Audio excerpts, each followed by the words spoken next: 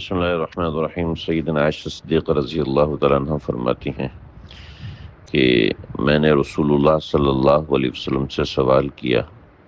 کیا سوال کیا کہ سألت رسول اللہ صلی اللہ علیہ وسلم عن الالتفات الرجل فی الصلاۃ، کہ میں نے رسول اللہ صلی اللہ علیہ وسلم سے نماز کے درمیان ادھر ادھر دیکھنے کے متعلق سوال کیا، تو آپ نے فرمایا انما هو اختلاس، فرمایا یہ اچکنا ہے، یختلسہ الشیطان من صلاۃ العبد، کہ اس طرح شیطان بندے کی نماز کو اچک لیتا ہے۔ حضرات فقہا نے اس حدیث کے تحت لکھا ہے کہ اختلاس کا مطلب ہے کسی چیز کو تیزی سے چھین لینا، اور یہاں پہ چھیننے سے خشوع کا چھین لینا مراد ہے۔